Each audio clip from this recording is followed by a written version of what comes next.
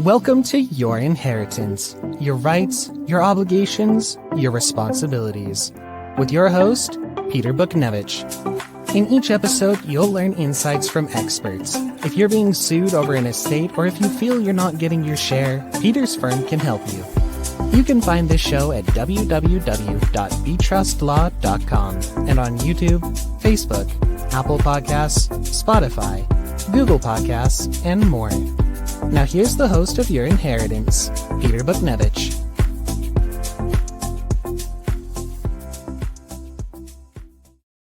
Today we're going to discuss trust dispute mediation. Should you participate? My answer always is yes. And what can happen if you don't attend a court-ordered mediation? Over the course of my practice of close to 33 years in the area of trust and estate litigation, the subject of mediation always comes up. It's very frequent, and it's a great way to resolve disputes. And as you know, if you've been following Your Inheritance podcasts, we've had not less than 3 podcasts devoted to alternative dispute resolution. We had one with Lori Sanford, an experienced lawyer. We had one with the Honorable Dale R. Wells, retired, that focused on family law mediation with some crossover to trust and estate litigation and disputes. And the co-guest there was Miss Sheila Williams, was a very experienced family law lawyer. And we also had a very experienced mediator in a prior podcast, Mr. Richard Lutgringer. But today I'm going to speak with you one-on-one about an interesting concept and an interesting topic about court-ordered mediation and the results of what can happen if someone with notice of that mediation, who's sitting on the sidelines of the litigation, sitting on the sidelines of the case, and is not an active participant, but it is an interested person who gets notice, what can happen if they don't participate? So first, we're going to start with the question, can a court order litigants to a trust dispute to mediation? Can they order you, the court, to try to settle? Yes, they can. There's a statutory premise for that in California. It's California Probate Code Section 17206, which says basically that the probate court has the power to order the parties into mediation, and that has been confirmed by case law in the state of California. Can the court make you settle? No, the court cannot make you settle, but the court can order you to try to settle. And all of this becomes really important in a case that's been around for a while. It's called Breslin v. Breslin, 2021 case, 62 Calap 5th 801, and specifically citation 806 as to the court's power to make the order. But the Breslin decision, Breslin v. Breslin, is a very important decision in the context of trust litigation, because a court can order, by that case, parties to a mediation, and there are ramifications for those who do not participate. Now, let's just get to the basics of why you would want to mediate and why we harp so much on that in these Your Inheritance podcasts. I try a lot of cases, was ready to go out just on Monday to a trial.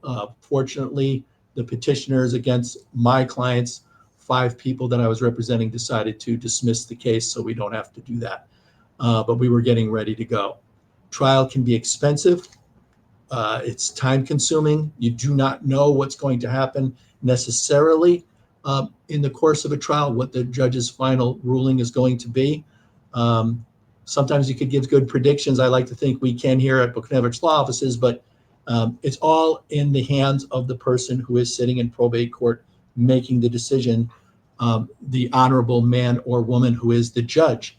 And we don't know what their take might be until they write their final decision.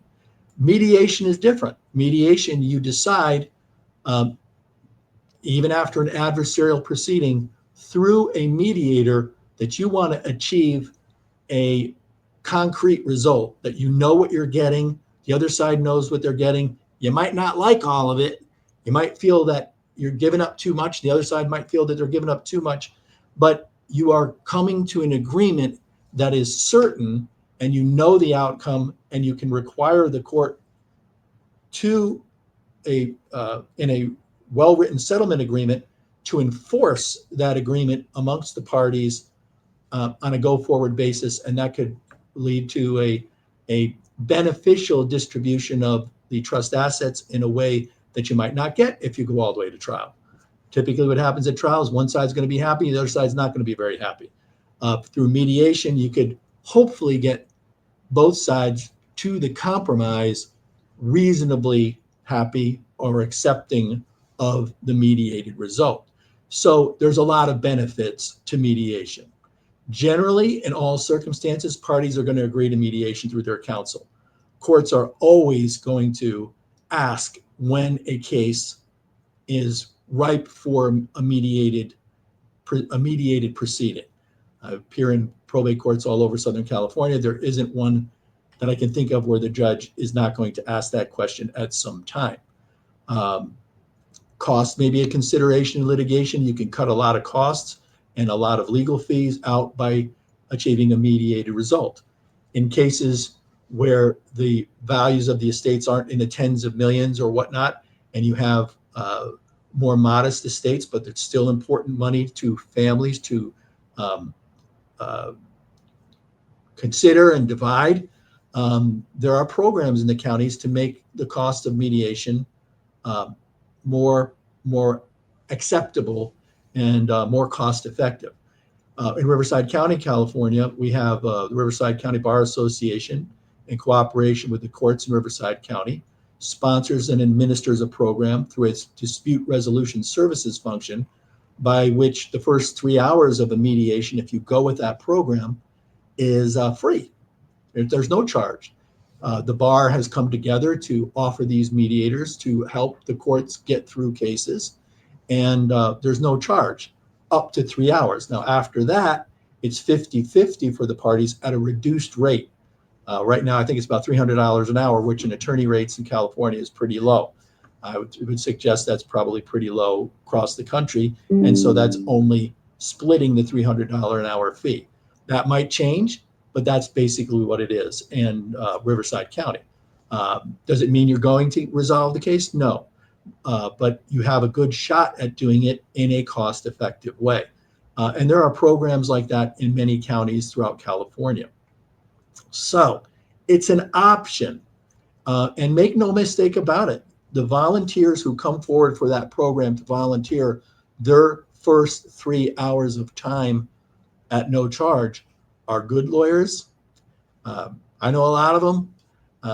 They are usually very experienced, and they can be very committed to getting a good result for you and your adversaries in the case that you are mediating. Sometimes folks think that they need to get, with good reason, they need to go to the more professional services, and there are many of them. There are many fine companies that specialize in providing retired judges as mediators who have experience on the bench, seen it all over their career. But sometimes these can be much more costly, and the hourly rates can get up there into the 4 figures. But you have to make a consideration on a case-by-case basis. If you spend as much as, even $10,000 for a mediator's fee in a case involving multi-millions of dollars, and it resolves the case, it's cost-effective. So those are considerations that we always goes into what you think about when you're trying to resolve a case short of going to trial. Judge can't make you settle, but a judge can order you to settle. And the attempt at trying to settle usually brings people together so that the case will resolve before it goes to trial. I think the statistical average is once people cross the threshold over the mediator's door or the settlement judge's door, it's probably in excess of 80% of cases resolved before having to go to trial. So it's an option. It's an option that should be explored during the course of a case, and judges will order you to try. So what happens when a judge orders you to try, and what happens if you're a person who's sitting on the sidelines and you don't want to participate? That brings up the case of Breslin v. Breslin. This is a case that's been around for a while. The citation is Breslin v. Breslin, 2021, 62 Cal App 5th 801. And here, the Court of Appeal ruled that the probate court's approval of a settlement that excluded the non-participating beneficiaries who had notice was enforceable. Okay, so that's very important. The appellate court concluded, it's the law in California, that the probate court has the power to order parties into mediation. Can't make you settle, but they will order you to mediation. And that's what the court did in the Breslin decision. And if a settlement is achieved at that mediation, and you were one of the people or parties, charities, persons, individuals who didn't go to the mediation, but you had sufficient notice of it, you could be blanked out. It could be negatively affect your interests, and you could effectively, I guess you could say, they're settling around you. They're achieving a settlement that does not necessarily include you.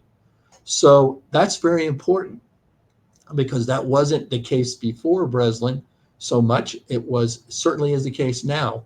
And when we go to probate court, people often ask, Your Honor, I want a Breslin order, Breslin v. Breslin order. We want to get these parties to mediation, and we want this thing to stick if we get a settlement. And there's many reasons for that. A lot of times what will happen is there are many interested persons to a trust dispute. There might be many beneficiaries.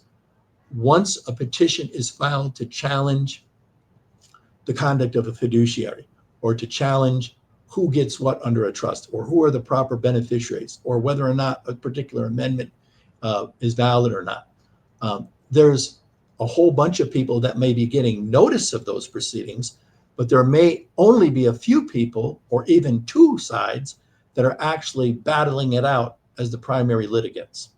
We can have another discussion about what it means when someone acts for the benefit of all the beneficiaries of the estate who may be getting shortchanged by someone else, and how they can recover their fees for that under what's called the common fund theory. But that's another discussion for another day.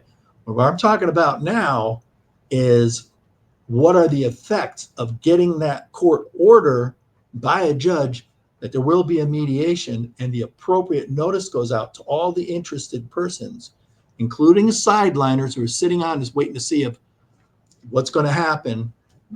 Maybe they're waiting to see if someone's going to do the work for them. Don't know. Maybe they think that something else is, they just don't want to participate. But whatever it is, it's very important under this decision that if you have notice, you should participate, or you are going to possibly suffer some significant ramifications for not participating. Again, I stated that the appellate court held that a party receiving notice to a petition, say trust beneficiaries, who is the beneficiaries under trust, and who fails to participate in court-ordered mediation, is bound by the result. So you didn't even participate, but you could be bound by the result. There needs to be, in those circumstances, a very express and explicit notice to the interested persons.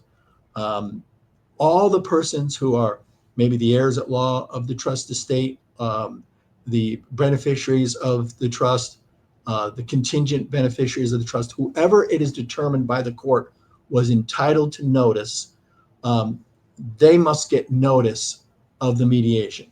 Now, they may not have stepped forward to file an objection. They may not have stepped forward to file a petition of their own. They may have done none of those things, but they usually would still be entitled to notice of the proceedings, even they are not participating in the litigation. But here's what it says. Here's what the basic case law says in Breslin v. Breslin. Non-participating persons or parties who receive notice of the date, time, and place of the mediation may be bound by the terms of any agreement reached at mediation without further action by the court or further hearing. And the court relied on a previous case called Smith v. Zellier, 31 Cal. 5th 450, for that proposition of bringing the fact that if you don't participate in a trial, you might be bound by the trial result. And now it brought it in Breslin v. Breslin to say, if you don't participate in a court-ordered mediation, if it doesn't result in a settlement, it doesn't matter. But if it results in a settlement and the court is asked to approve that settlement and you didn't participate, it could approve it around you because you didn't participate. That could be a shocker to a lot of people if they don't understand that. So if you're sitting on the sidelines of the litigation, make sure that you don't sit too long. And if that notice comes in, that you might want to participate. Rights of trust beneficiaries or prospective beneficiaries may be lost by the failure to participate in the mediation. Now let's think about that for a minute. We know that mediation is a voluntary proceeding. Court can't make people settle, but it could order people to try to settle. But here what the court's saying is, if we have this event and you've got notice of it and you don't participate and an agreement is achieved and that agreement comes up to petition for approval before the court, which the court is almost always going to want to sign and approve because courts like to settle cases, the non-participating beneficiaries could be blanked out. In the Breslin decision, there were a number of charities that were involved, or something like 24 or so. I'm not going to get into the factual details of the case, but generally I think there was about 24 beneficiaries and only 4 or 5 chose to participate. The other ones who didn't participate, didn't file an objection, were getting the notice of all the proceedings, were watching what was going on from the outside looking in, measuring what they were going to do, maybe at a right time in the future, who knows. But when that order went out to mediation and the notice was explicit enough and gave them the warning of what could happen, and they didn't participate, they lost their rights to raise any objections in the future. And that is a very important point to know and to be aware of. So again, not to be repetitive, but Breslin holds that if you're an interested person but not litigating, you're sitting on the sidelines and watching the litigation as the papers come into you, and you're thinking, "Oh, I'm not having to spend any money. I'm not having to do anything." But wait, it comes up that they've got this notice going out. They're going to try to settle this case, and you get that notice. You may be very much on notice that you have to hire a lawyer and participate. Non-litigants, in other words, people getting notice but who aren't actively litigating, who of a court-ordered mediation who declined to participate, may have forfeited their right to object to any settlement agreement that might emerge from that mediation that they did not participate in. Now, the mediation notice must include many specific elements. And in the Breslin decision, they had those elements. They were able to, Breslin Court, the Court of Appeal was able to look at the notice that went out and say that this notice was sufficient enough to give notice to the non-litigating multitudes of potential beneficiaries in this case that was trying to determine who the beneficiaries were and so forth, and what the right of the various parties are. You're not participating. We're giving you notice. We're going to do this thing. Here's your notice. Speak now or kind of forever hold your peace is kind of a way to put it. And the notice included the following. It said, mediation may result in a settlement of the matter that is subject of the above referenced cases and any and all interested persons and parties' interests therein. Settlement of the matter may result in an agreement for the distribution of assets of the above referenced trust and the estate of the person who is the decedent. However, those assets may be held. Settlement may also result in an award of attorney's fees. And then they've cited to a case for that proposition. Interested persons who parties who do not have counsel may attend mediation and participate. Non-participating persons or parties who receive notice of the date, time, and place of the mediation may be bound by the terms of any agreement reached at the mediation without further action by the court or further hearing. This was the notice that went out. This is a Breslin notice. This is what you send out when you anticipate you're going to do these things.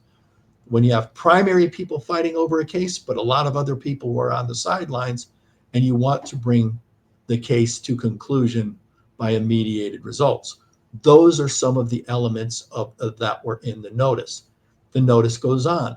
It's telling the people rights of trust beneficiaries or prospective beneficiaries may be lost by the failure to participate in the mediation.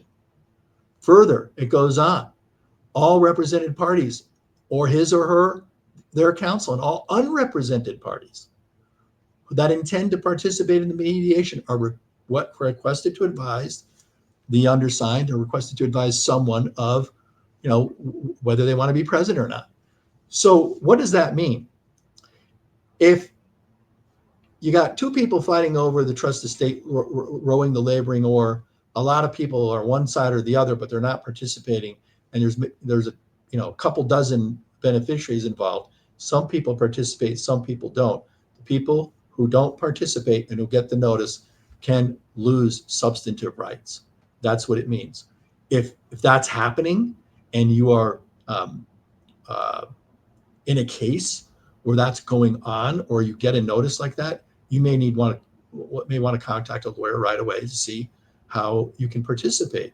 You may not have theretofore felt it necessary to be involved for a variety of reasons. You felt you can't afford it. Maybe you felt that it wasn't going to affect your interests or whatever. But if that thing goes to that mediated result, something could happen that you might not like. Now, courts or settlement agreements are typically going to be subject to a petition for approval by the court under those circumstances, or a stipulation to approve the settlement agreement, where the court will review it, and the court will review it and see that it's fair and was that a fair proceeding and so on and so forth. But if you didn't participate, you could lose rights. The moral of this story is clear. Any person who may or may not be litigating, but receives proper notice of what's called a Breslin order, risks forfeiture if he or she fails, just blows it off, and fails to participate in a court-ordered mediation. You don't have to just participate in the trust litigation if you don't want to, and you don't have to go to mediation if you don't want to. But if it's a court-ordered mediation and you get notice and you don't show up and participate, you could lose rights. I just this morning was in court by video, and I heard a judge in a matter preceding mine describe the Breslin order. Lawyers always ask, we'd like a Breslin order in this case, Your Honor, because this is how we want to set up the finality of our hopeful mediation. He just described it as a Breslin warning. And in fact, I think it is a Breslin warning, and you could very, very easily to describe it that way. So I hope this has been helpful. This is my point of the day on Breslin v. Breslin, and appreciate your listening and tuning into the podcast for this informational bit, and we'll see you on the next one. Thank you very much. You've been tuning in to Your Inheritance, your rights, your obligations, your responsibilities with your host, Peter Bochnewich. If you're being sued over an estate, or if you feel you're not getting your share, Peter's firm can help you. You can find this show at www.betrustlaw.com and on YouTube, Facebook, Apple Podcasts, Spotify, Google Podcasts, and more. Thank you for your positive feedback, comments, questions, and for sharing the show with others.